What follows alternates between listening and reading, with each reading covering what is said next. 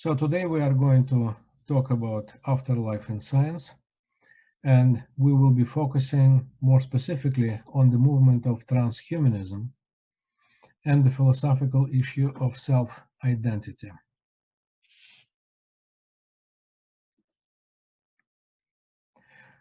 What is transhumanism?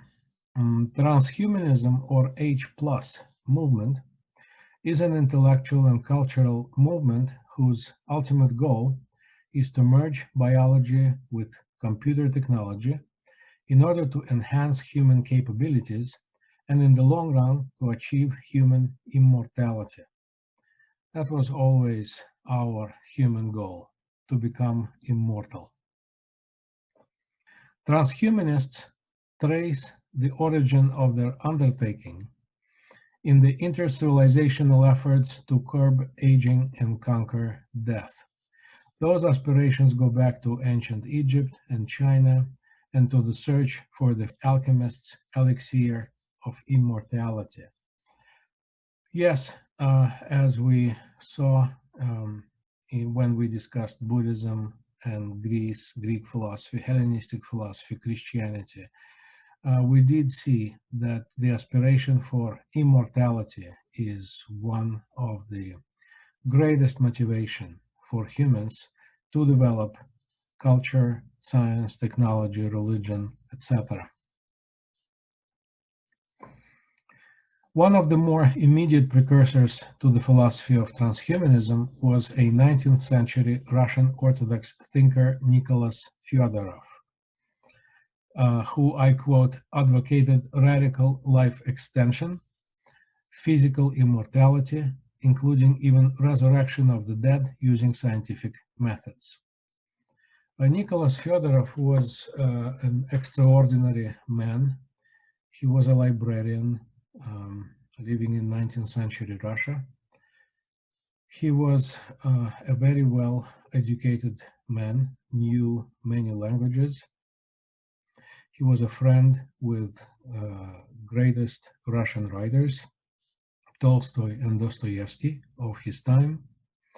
He was also the inspiration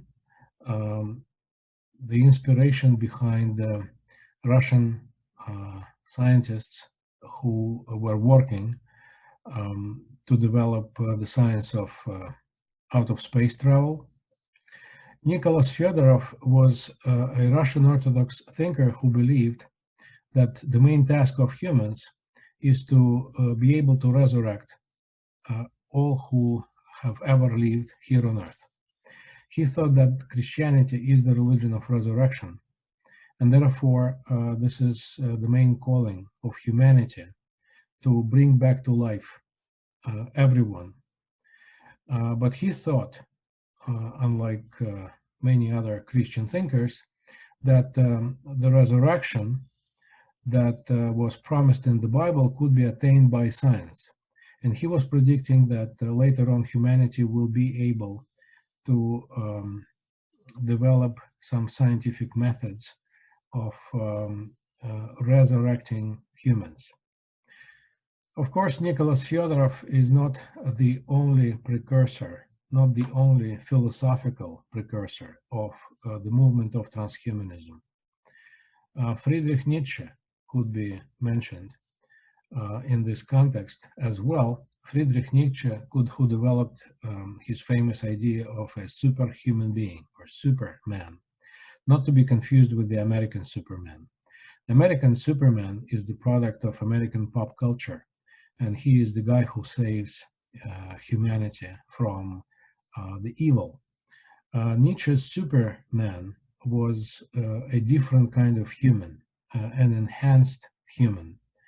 The difference between Nietzsche and transhumanists who are working in this philosophical field today is that Nietzsche never thought of enhancing his superhuman being with technology, by technological means.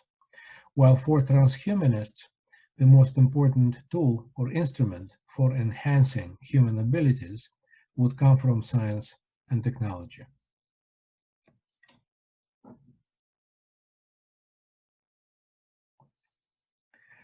The ideas of transhumanism appear in the Western civilization back in the first half of the 20th century. In 1923, in an essay, Daedalus, Science and the Future, the British geneticist Haldane outlined the basic ideas of transhumanism. And in the middle of the 20th century, in 1957, biologist Julian Huxley, who is commonly credited as the founder of transhumanism, coined the term transhumanism for the movement. In the last decade of the 20th century, the efforts of individual thinkers began to coalesce into a coherent school of thought, with the establishment of the World Transhumanist Association in 1998, you should check it out, and the issuing of Transhumanist Declaration in 2002. So personally, I think that transhumanism replaced postmodernism as the most avant-garde movement in Western culture and philosophy. The fundamental philosophical assumption of transhumanism is that the functioning of the human brain is based on the very same principles and is subordinated to the identical procedures as the operation of a highly sophisticated computer with advanced capabilities. Now, let me emphasize that this is a philosophical assumption. This is a hypothesis, a theory that has never been proven. We do not know how human brain is actually working. We know how some parts of the brain are working, but we do not have an overall understanding of the structure and the working and the proceeding of our brain. Let me simply mention that there is no machine so far that could register human consciousness and self-consciousness. So we have no idea how human self-consciousness arises as a result of the working of the brain, what is the nature of human consciousness and self-consciousness. And since consciousness and self-consciousness are, it seems, the necessary part of the working of the human brain, we could definitely say that we are quite far from understanding how our brain works, and therefore we are far from understanding what constitutes the substance of our self-identity.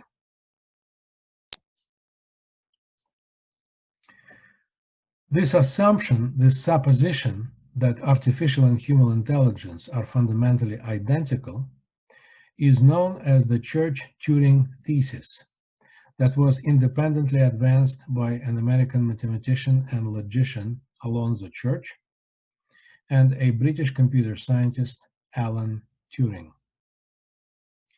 They formulated this supposition back in 1937.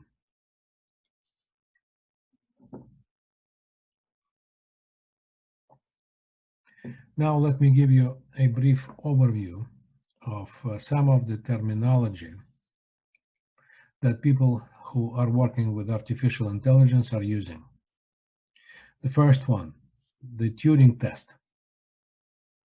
In 1950, Alan Turing articulated the standard by which to decide whether the machine does possess intelligence.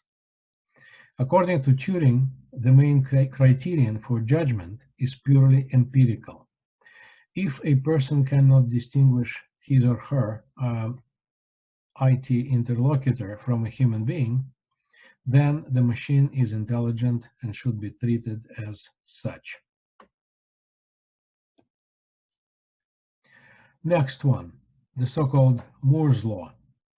In 1965, a co-founder of Intel, Gordon Moore, observed that, I quote, transistors were shrinking so fast that every year twice as many could fit onto a chip, and in 1975 adjusted the pace to a doubling every 2 years, unquote.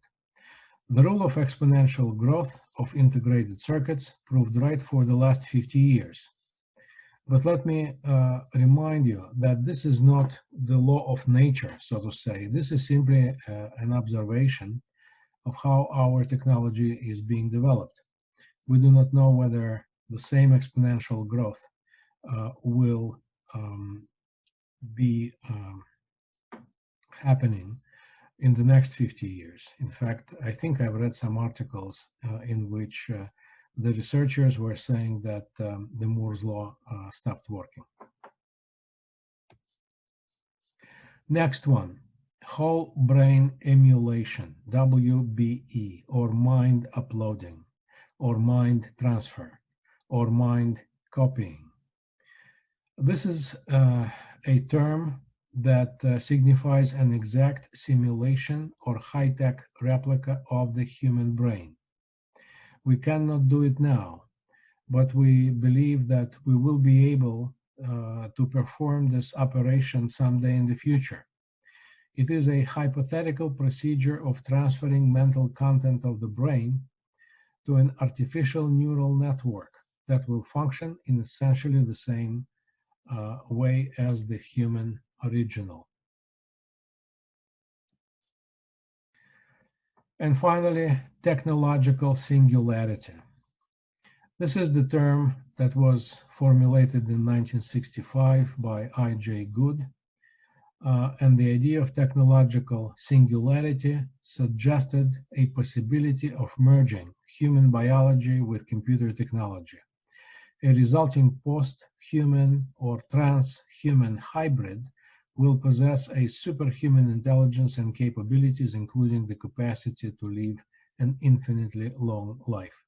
So hence the name of the movement, transhumanism.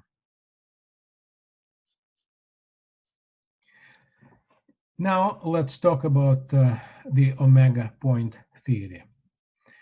Most of the transhumanists are secular people, secular scholars, who do not believe in God or in the immortal soul, who believe that our identity is not spiritual. But there are some transhumanists who actually are trying to reconcile their religious beliefs with their transhumanist convictions. Frank Tipler is one of them. Frank Tipler, who was born in 1947, is a cosmologist and physicist, so he's a serious scientist. He published in 1994 his book, The Physics of Immortality, in which he proposes a futuristic hypothesis of the so-called omega point in the future. In his theory, Tipler connects the ideas of singularity and mind uploading with the Christian doctrine of the resurrection of the dead. According to Tipler, when the computational capacities of the universe diverge to infinity, now along with Ray Kurzweil, of whom we will talk later, Tipler believes that the universe is waking up when humans are inventing computer technology. So the universe is waking up, and this development of computer technology at some point will reach a moment when the whole universe will collapse into a gigantic computer. The universe will collapse into a solitary point of cosmological singularity. Now, Tipler identifies this point as the omega point, or the big crunch. So he sees the development of our world from the Big Bang, the beginning of the universe, to the big crunch, when the universe is being transformed into a virtual universe. And he identifies this big crunch with God.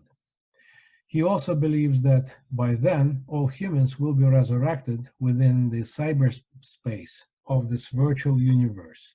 So he is conflating the Christian idea of bodily resurrection with the contemporary scientific and technological idea of singularity. He believes that this bodily resurrection will be the resurrection of the virtual bodies of all humans. Now, transhumanism is a cultural, scientific, and philosophical movement. Transhumanists trace their philosophy to the philosophy of the Enlightenment. The Enlightenment philosophy was based on the unlimited power of reason, and therefore the Enlightenment philosophy gave rise to our science and technology, modern science and technology. Now, transhumanists, since they deal with the human mind, human reason, are trying to come up with some theories of human identity, philosophical theories of human identity that would fit their research and their ultimate goals. So there are four basic theories of human identity that arose in the history of human thought. The first theory of human identity, let us call it the soul theory, assumes that a person's nature is non-physical. It is spiritual, let's call it soul or spirit, and can survive the death of the body. Most transhumanists do not believe in this theory. The second theory of human identity is called psychological continuity theory. According to this philosophical concept, which was first formulated by John Locke, and we discussed it in our lecture on the philosophy of the Enlightenment, a human being is essentially his or her memories and ability to reflect on oneself. So what we would call one's overall psychological configuration or pattern. Many of our transhumanist thinkers align with this theory. More specifically, Ray Kurzweil believes that human identity is basically reduced to what he calls our human psychological pattern.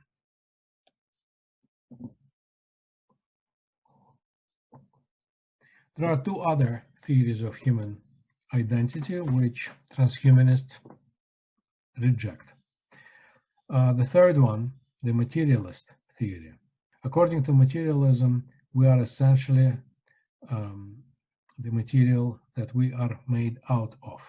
In other words, atoms or subatomic particles, and when we die, our body deteriorates and therefore we cease to exist.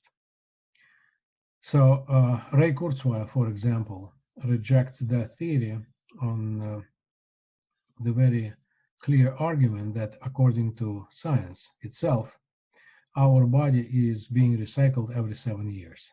So every 7 years, we are essentially changed. But in spite of this change, our self-identity, our self-consciousness remains the same. So therefore, our self-identity is something more than simply the material that we are made out of. And finally, the fourth theory is the no-self theory. The theory that our self-identity, that our human identity is simply an illusion. So here we have Nietzsche, who proposed that the I is simply a linguistic fiction. Hume, who argued that what we have inside us is simply a bundle of impressions, but no underlying self.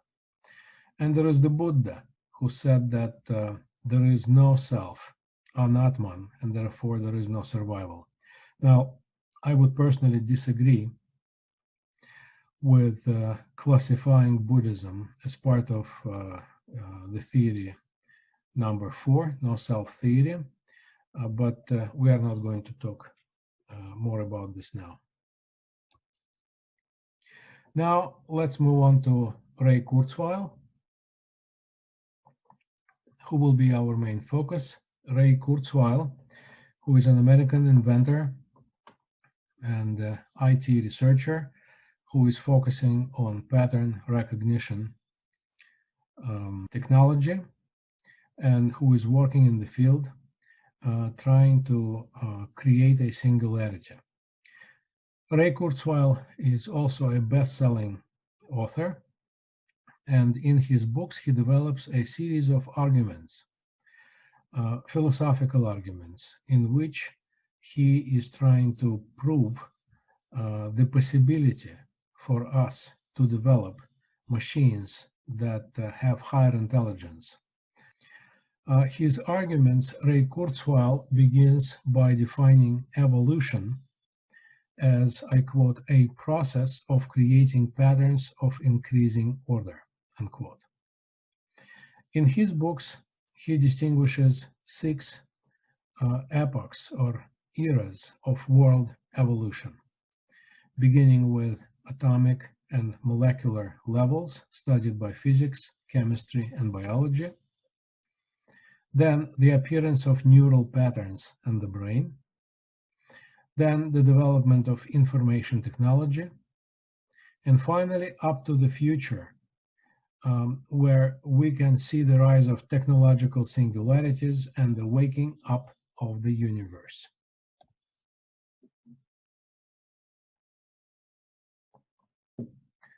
According to Ray Kurzweil, one of the pressing issues in the discussion of evolution is whether, I quote, an intelligence can create another intelligence more intelligent than itself. His proposed solution to this problem takes the form of two mutually related arguments. In their logical reconstruction, they run as follows. Number one, the evolution is efficient but extremely slow. Given the long period of time it achieved its results, evolution's IQ, metaphorically speaking, of course, is only slightly greater than zero, when zero stands for truly arbitrary behavior. So we know that evolution was able to create us, and we know that it took a lot of time, millions of years. So therefore, it was successful, but extremely slow. Yet, number three, evolution created human intelligence with higher IQ. Therefore, Ray Kurzweil concludes, evolution can create something higher than itself. The second argument begins where the first argument ends. The first premise is that evolution has created something higher than itself. Empirically speaking, this is true. But not everything that is empirically true is actually true. So personally, I would target this first premise. I don't think that it is 100% proven. But let's assume it is proven. Then the second premise, human intelligence is part of evolution, which is true. And number three, human intelligence works at a much higher pace. That is true. Therefore, Ray Kurzweil comes to the second conclusion. Human intelligence can create machines that are higher than human intelligence.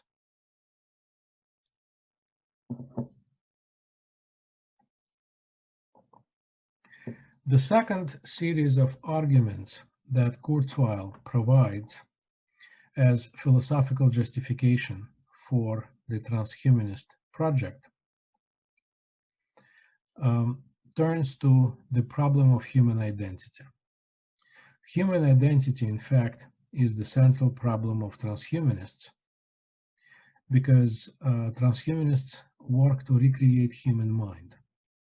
And human mind, as we assume, is the center for human identity. How do we recreate human mind without losing this self-identity? Or is it possible to recreate self-identity by recreating the human mind? That is the central problem for transhumanism. So Kurzweil turns to the problem of human identity which may be affected by the eventual merger of human biology with superior computer technology. And here he proposes two thought experiments that in their logical formulations run as follows. So here is the first thought experiment. Let us assume that it is possible to scan and download a complete replica of the human brain. Artificial intelligence scientists call it brain emulation. So if we scan and download a complete replica of one's brain, we have the so-called U2. And this U2 is behaving exactly like you. The question is it really you? Or is it a replica of you? Or is it an imitation of you? So it seems Kurzweil believes that U2 is another person and has a different identity, simply a replica. Then we come to the second thought experiment. The first assumption is that your brain is replaced part by part with implants until there is nothing original in your brain. The question is this person still you? That is a very important question because it goes to the very heart of the problem. What is you? What is the source of my self-identity? Now, Ray Kurzweil believes that in this case, you still exist. It is still you, except for the fact that the conclusion of thought experiment number 2, this one, came into contradiction with the thought experiment number 1, where we simply downloaded the mental content of someone's brain into a computer device. Here, we replaced someone's brain with implants.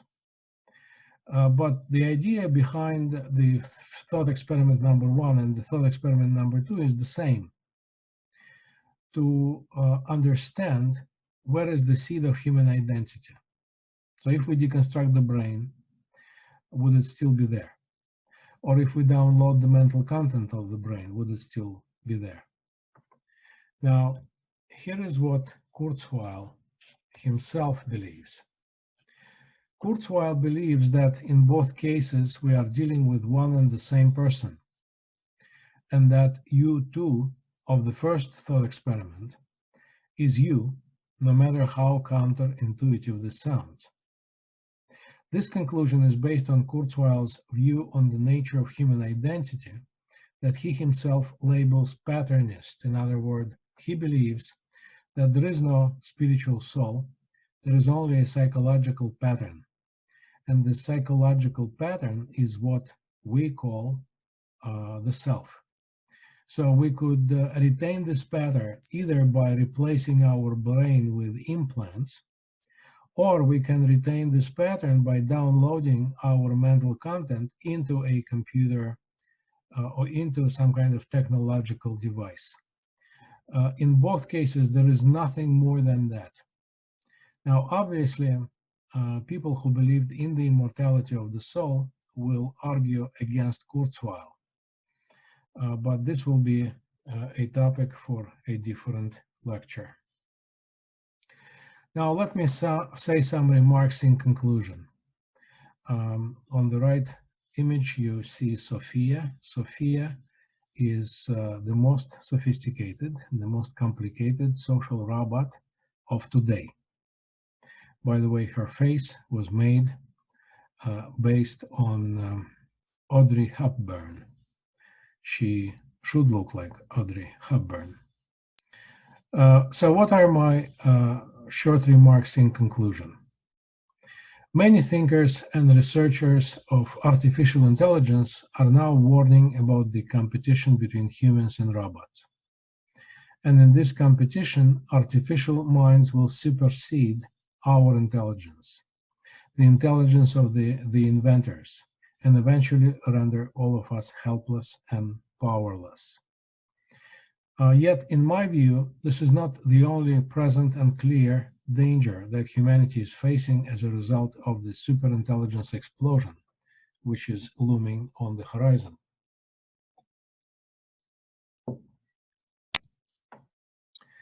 The ultimate aim and promise of singularity is for humans to achieve physical immortality. But immortal life on Earth would necessarily involve infinite suffering, because we maybe can make ourselves healthier. Maybe we could make ourselves living longer. Maybe we can make ourselves not to be aging. But what we can never do is to avoid suffering, because suffering, as we know from our personal experience, comes on many different levels, not only on the physical level, but also on the psychological level, emotional level, even intellectual level. So therefore, suffering will still be there. Hence, transhumanist project may result in the creation of hell on earth. Since what is hell if not an unending suffering with no expiration date, no prospect of release, no light at the end of the tunnel?